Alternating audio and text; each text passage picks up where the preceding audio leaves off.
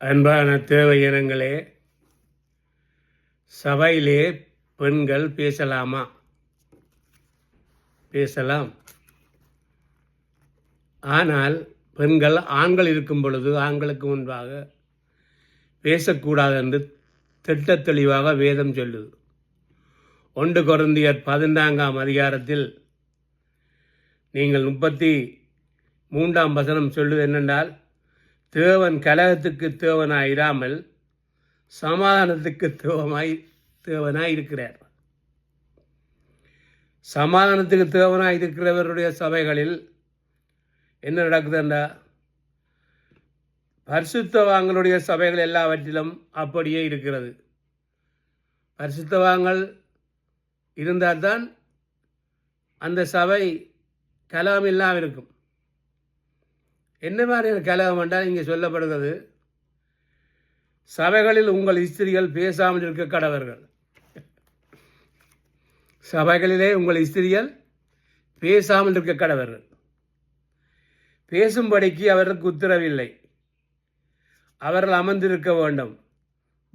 வேதமும் அப்படியே சொல்லுகிறது. அவர்கள் ஒரு காரியத்தை கற்றுக்கொள்ள விரும்பினால் வீட்டிலே தங்கள் புருஷனிடத்தில் விசாரிக்க கடவர்கள். ஸ்திரிகள் சபைகளே பேசுகிறது என்னவா இருக்கும்? அயோக்கியமாக இருக்குமாமே. ஸ்திரிகள் சபைகளே பேசுவது என்னவாம்? அயோக்கியமா. அப்போ அவர்கள் சொல்லுவார்களாம் என்னென்றால், வேதவசனம் உங்களிடத்திலிருந்து புறப்பட்டு வந்தது என்று கதைக்கிறார்கள். இப்போ நீங்கள் தானே பேசுவீங்க, நாங்களும் பேசுவோம் தானே, உங்களோட நாங்கள் திறமை கதைப்போம் என்றெல்லாம் இப்போ பெண்கள் சபையில் செய்கிறார்.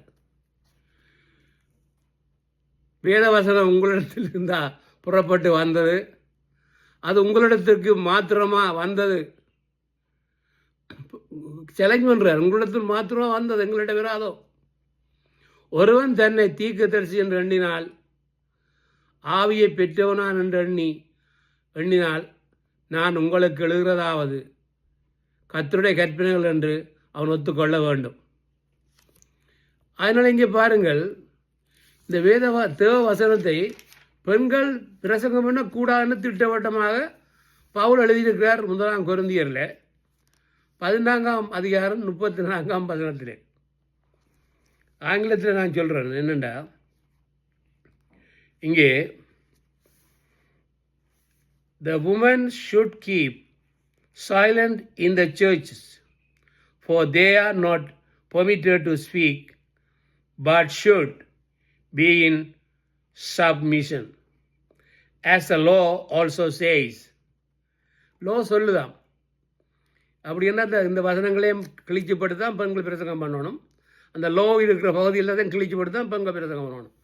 பெண்கள் செய்யலாம்னு சொல்லி இப்போ எல்லாரும் புருஷன்மார் விட்டுட்டு நான் பேசுங்கோண்டு. அப்படின்னா நீங்கள் போதவர் மாதிரி இல்லையாப்பா.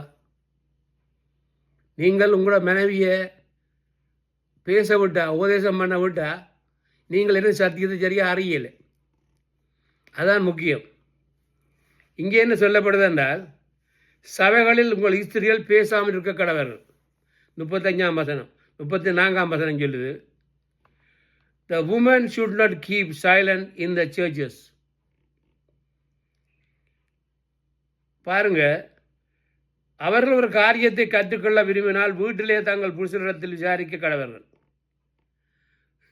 புருஷர்கிட்ட போய் விசாரிக்கட்டாம். ஆனால் இப்போ புருஷன்மாருக்கே சபையில் ரெண்டு பிரசங்கம் பண்ணுறாரு.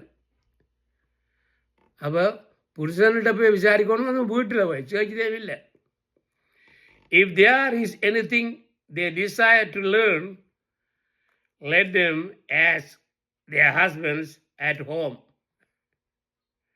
For it is shameful for a woman to speak in church.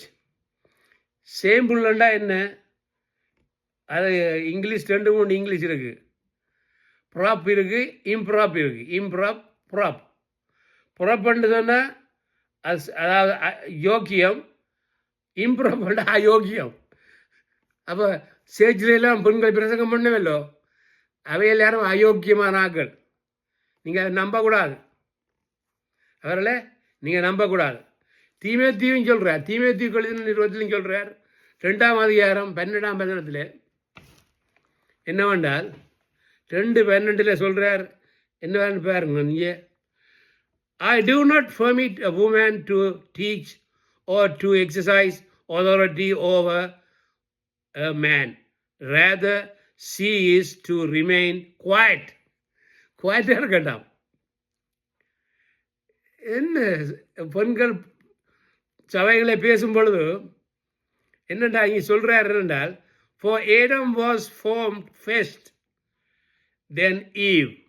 ஏதம் முதல் உருவாக்கப்பட்டான், பிறகு ஏவாள் உருவாக்கப்பட்டான்.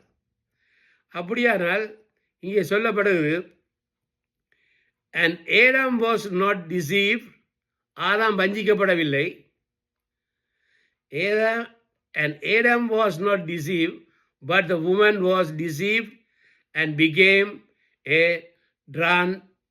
transgressor. பாவத்துக்கு உட்பட்டான். அப்போ இன்றைய சாவலிய பெண்களை பிரசங்கம் பண்ண விட்டா, உங்களுக்கு ஊழியக்காரருக்கு சொல்கிறேன், நீங்கள் அயோக்கியமான காரியங்களை செய்கிறீங்கள், யோக்கியமான காரியம் செய்யலை. உங்களுக்கு அப்படின்றாவே பயம். உங்களோட பெண்களை நீங்கள் அடக்கி வைக்க தெரியாமல் நீங்கள் இருக்கிறீங்கள். நாங்கள் ஆதியில் முந்தி பிரசங்கம் பண்ணுற காலத்தில் பெண்கள் பிரசங்கம் பண்ணுற இல்லை, உருளையில் நாங்கள் தேவ பிள்ளைகளே பாருங்க. இங்கே ஆதாம் வஞ்சிக்கப்படவில்லை, ஸ்திரியானவள் வஞ்சிக்கப்பட்டு மீறுதலுக்கு உட்பட்டாள்.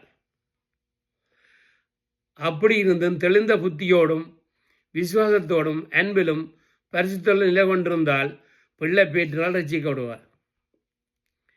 பிள்ளை பேற்றினால் ரசிக்கப்படுவா வருத்தம் இல்லாமல் நோவோட இது நோ வந்தால் தான் பிள்ளை வரும். ஆனால் அவள் கடவுளுக்குள்ளே இருக்கக்கூடியதான சந்தர்ப்பம் இருக்குது. இதை நான் சொல்லி உங்களோட மேலே நான் உடைக்கலை. அப்படின்ற அந்த ஒட்டியெல்லாம் கிழிச்சறிஞ்சிட்டு நியாயப்பிரமாணத்திலாம் சொல்லப்பட்டு அதையெல்லாம் கிழிச்சறிஞ்சு போட்டு நீங்கள் ஒரு புது பைபிளை கொண்டு திரியுங்க. நீங்கள் இங்கே மக்களுக்கு முன்னால் எதுவெல்லாம் சொல்லி கதை மாற்றி கதைக்கலாம். ஒரு நாளைக்கு நாங்கள் நிற்க போகிறோம். எங்கே நிற்க போகிறோம்?